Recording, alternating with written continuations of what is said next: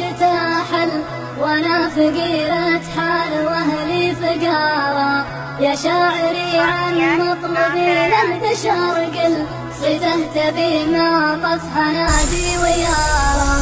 لو يوم واحد بدفن الفقر وافل، هذا الحجاج اللي كساه الغبارا.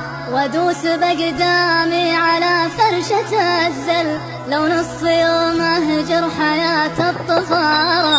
هذا الفقر ما كل منا ولا مل، له سطوة جبارة ما تجارى. بيديه سل الحال يا شاعري سل، لبس عيوني ليل ما له نهارا. كم قلت له دخيل رب السماحل عنا، وكم صيحت فيها جهارا. كم قلت له فارق عن ارواحنا ويقبل عدو من عدوه تثارا. يا شاعري من تلة اوجاعنا طل مد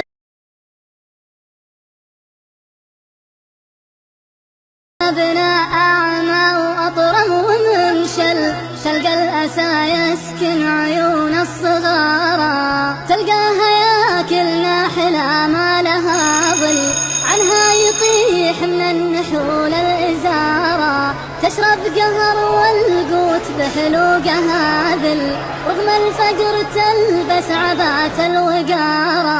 مع كل طلعات شمس تنداس تندل، والدين والصلاة ضرر لا ضرارا.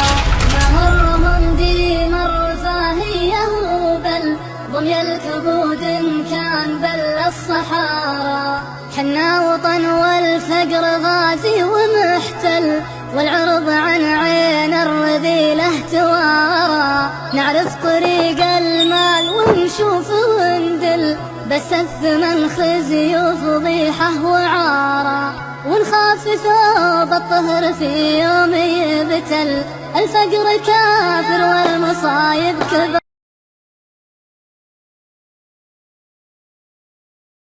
العيون انكسارا، لو تصفع العابد يدين الفقر ظل، صارت له قبور الخطايا مزارا. يا شاعري سولفت لك جزء من كل، عن فقر عذرا كم وراها عذارا. ذولا يبيعون المزايين والبل، سكرة زمن ولا الأوادم سكارى.